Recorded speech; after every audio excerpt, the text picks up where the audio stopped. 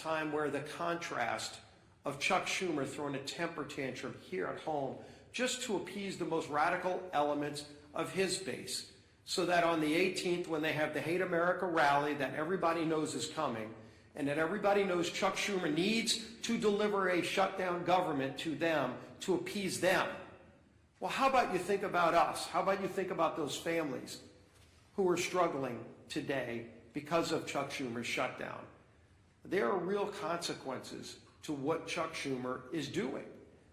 Regardless of who he thinks he's appeasing, he is hurting so many people, millions and millions of people. But President Trump is not going to be daunted. President Trump found a way over the weekend to pay our troops. While he was finding peace in the Middle East, President Trump also found a way to say, even while Chuck Schumer doesn't care about our men and women in uniform, Donald Trump does. And he made sure that they will get their pay. But there's still so many others that won't because of Chuck Schumer's shutdown. This madness has to end. It is time for this shutdown to end. Chuck, don't wait for some mad march on the mall. Don't wait for some pats on the back for radical leftists who just want to hate America every single day because Donald Trump is in the White House. They can't celebrate the release of hostages because of the guy who achieved that release. That's a twisted, small segment of our society. The rest of America is celebrating. The rest of America is proud of what we're achieving. And there's so much more that this great country can achieve if Chuck Schumer just got out of the way. Just stop blocking the progress that most Americans cherish, want, deserve. Our country deserves a whole lot better than what we're getting from the failed leadership. And as Speaker Johnson said, maybe it's because Chuck Schumer's been around too long and wants to hold on to the old way of doing things, the failed way of doing things, that he won't let it go. He won't allow a new, more transparent process for running the United States government. That you're seeing this leadership team, this president, delivering every single day. Chuck Schumer wants to hold on to the past, but the future is calling, and we're going to deliver. With that, let's bring up our whip.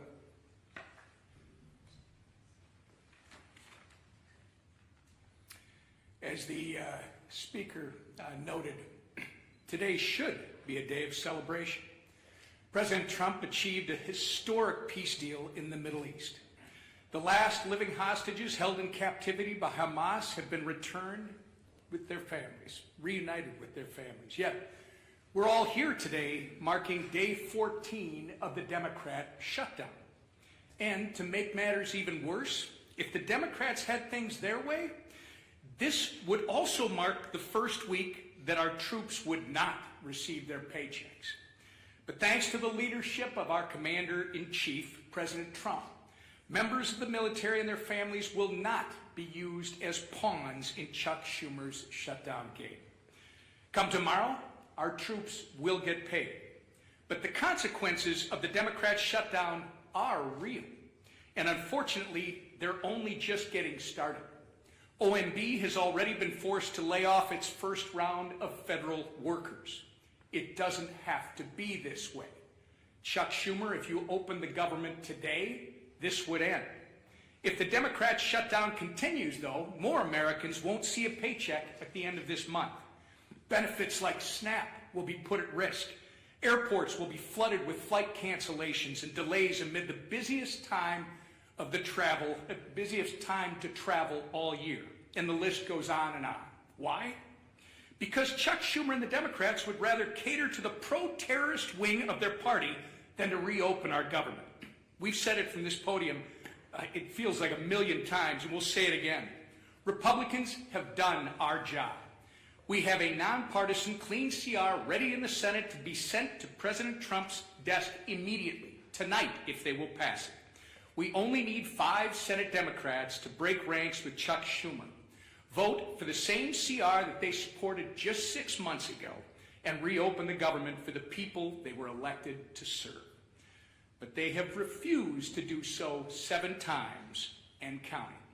And each time that they do, hardworking Americans are forced to pay the price. Our message to Senate Democrats today is the same message we've been saying since September 19th. Stop the political games, pass our clean CR, and reopen the government today. With that, I turn it over to our conference chair, Lisa McClain.